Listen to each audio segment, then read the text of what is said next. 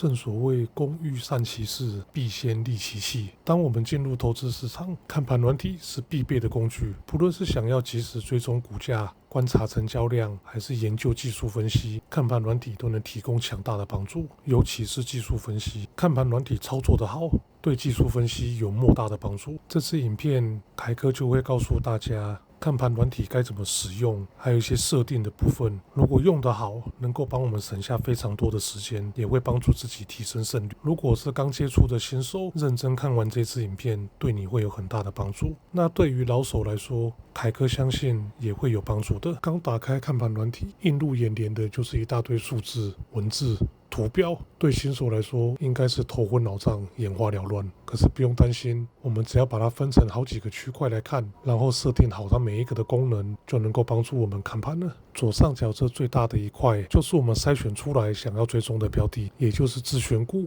那这里是可以做删改的。那下面这个就是即时的走势图，右边这3小块都是可以随意设定跟变动的。那我们就先来进行设定跟加入自选股，在空白的地方点右键，然后选择设定。第一步就是要建立自己的自选股清单，把常关注的股票加入，方便随时可以查看行情，不用一个一个搜寻。点选进来之后，在上面这修改这里，进来里面就可以看到这一栏代码跟名称，输入你想要加入的自选股，然后点查询，然后再把它点加入，它就会跑到自选股里面这边来了。然后它这里有个箭头，可以做上下的调整，排列它的顺序。最下面这里也能自己改名称哦。比如我们可以做一个简单的分类，比方说科技股啦、ETF 啦，可以建立各种不同的清单。它也可以设定提示的讯号，比方说我们要连续10笔外盘成交，那就代表这只股票可能短线上有买盘进入，然后这里打勾，它就会跳出通知来提醒你。这也是一个很好的功能，请伙伴们自己斟酌使用哦。再来，我们要设定我们喜欢的显示栏位，点修改进来之后，凯哥会建议新手这个股票代码这里一定要打勾，这对你在讨论或者是跟别人分享的时候有很大的帮助，也会更容易帮助自己理解这个市场。那然后下面就是一些我们经常会用得到的栏位，就把它加入取代，或者是有自己喜欢的栏位也可以把它做加入。设定完成后，这里会有一个预览的栏位，还可以设定字型的大小、文字的样式，都 OK 的，就按完成就可以了。然后我们回到这个页面之后，来稍微解释一下这每一个栏位代表的是什么。首先，如果刚刚代码有打勾，这边就会跑出一个代码的栏位，那这个4位数字的这个就是代表这只股票的代码，方便我们查询。商品就是商品的名称，买进表示你现在卖出的价格会成交在这里，卖出价表示你要买进的价格会在这里，成交价表示最近的一笔成交的价格在哪里，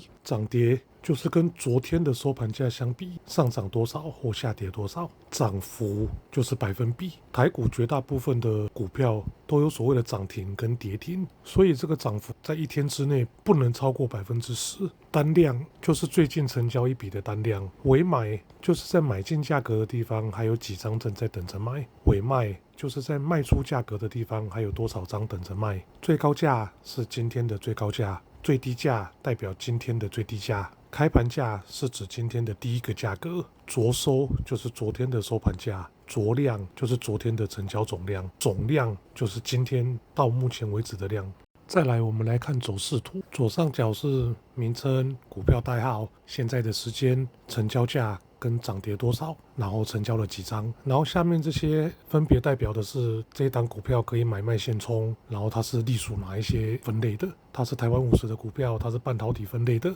等等。然后下面这边白色中间这一条是平盘价格，往上涨是用红色代表，往下跌是用绿色代表，然后最下面那边是量，中间黄色的线代表价格的曲线图，紫色的线是趋势图，紫色那一条是量跟趋势，这个部分也都可以额外自己设定的哦。走势图部分还有多了一些刚刚没有的东西，比方说像这里的内外盘量，内盘量表示成交在买进价的数量，外盘量表示成交在卖出价的数量，然后还有这个横杠，这个通常是让我们判断今天的盘势是比较偏强还是比较偏弱。然后再下来这边，这个叫最佳5档，它是揭露上下5个 tick 的买卖张数。以这张图来说，买进价格总共有18566，愿意在119 1190买的有5223，愿意在1185买的有4967，以此类推。那卖出价这边总共有31654张等着卖出，在1195这个价格愿意卖出的有893张，以此类推。然后再下来这里是明细，这里可以看到几点几分成交在哪里，然后单量跟总量。那最下面这边也可以切换，比如说量价表、分价表这些。然后支撑压力这个点进来就可以看到一些系统算出来的点位，比如说均价啦、支撑啊、压力线啊，有时候也可以直接做个参考。那然后我们来看看基本资料，挂牌交易所什么是 TSE？ 有一次我去上课，我问说什么是 TSE， 然后台下有一位学生跟我回答，叫做台湾写真博览会。拜托，不是哦，吓死我了。TSE 是台湾证券交易所，不是台湾写真博览会，好不好？代表这家公司是在台湾证券交易所上市的，也就是所谓的上市公司。那如果是 OTC， 就表示这一家是我们俗称的上柜，它就是在柜买中心上市的。然后是董事长、发言人、总经理，这些有时候是我们在找相对应的人的时候可能会有用，或者是在查找上下子公司的时候才会有用到。那像一些公司地址、电话，我想这个大部分都不会有用了。然后再来是它的营收比重，就可以知道这家公司大概是在做什么的。它主要的营收是从哪边过来的，是从哪边产生的，然后它所属产业是在哪一块，再来就是它所属的概念股。点进去之后，它都会有另外的页面表示说它这一块的是有哪些概念股。那所属集团是一样的，点进去就是哪些是台积电集团这样子。可是这个部分凯哥要稍微做点提醒，这个部分很多它是没有更新的，也就是说它曾经是那个概念股，如果没有去更新的话，它就一直是那个概念股，所以可能会有旧有新，或者是它甚至已经不是那个概念股了，它还是会归类在这里面。比方说公司已经转型了，可是它这个所属概念股却没有动到这样。那右边可以看到它的股本、上市的日期、每股的净值跟每股盈余，还有毛利率、净利率。上面这边是可以点的，主力、法人、融资融券这三个我们通常是拿来追踪筹码面。点进来之后就可以看到主力就是哪一家券商哪个地方有买进跟卖出的上述买卖超，这边就都看得到。法人也是一样，就可以同时看到外资、投信、自营商三大法人的进出。融资融券也是一样的，可以看到融资买进几张，融券卖出几张，还有融券的余额之类的，融资使用率，还有融券余额等等的。然后是营收，可以看到它每个月的营收，这些税前盈利、季营运，也就是每一季的季报所揭露出来的数字就会在这里。那年报自然就是一年的，然后还看得到股利政策、配息多少、配股多少，这里也都可以一眼看得清楚。然后是行事历，行事历通常是拿来看股东会的举办是什么时候，除息除权的日期、最后交易日，还有就是最后过户日跟最后回补日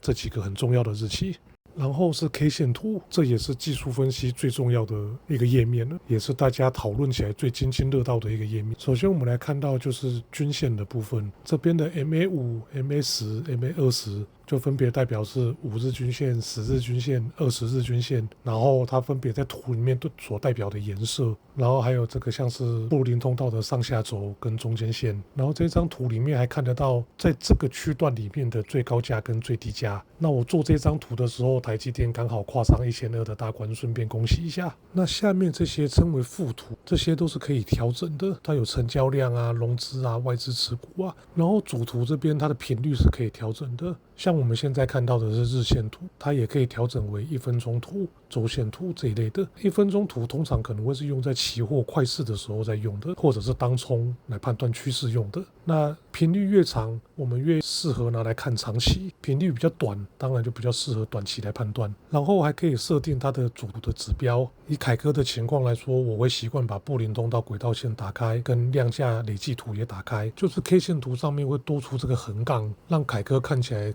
可以比较直观。这个部分要不要就看个人喜欢了。价量累积图也可以拿来当做这一个区间的大量出在哪里，支撑压力在哪里，所以凯哥是蛮喜欢的啦。那下面这些附图都是可以随时做更改的，就是选择指标，它可以有技术的指标、量能的指标、商品的指标之类的，想要放什么上去来做比对都很方便。然后是进阶一点的设定，我们可以进入这里面来更改它的平均线的频率，或者是它的计算方式跟计算基准。这个部分是属于比较进阶的技巧，我们这边先带过，后面如果有机会再拍另外的影片来介绍。那这里也可以直接做附图的设定，一样是直接做下拉，然后做更改就可以了。也可以更改一些更详细的细部的设定。然后上面的这些分页，就比方说可以看它的大盘啊，它报价啊，个股啊。那比较特别的是权证这一栏，这里有一个权证特收，它对有在买权证的朋友们来说非常的方便。那如果有想了解权证的伙伴们，欢迎右上角的影片连接，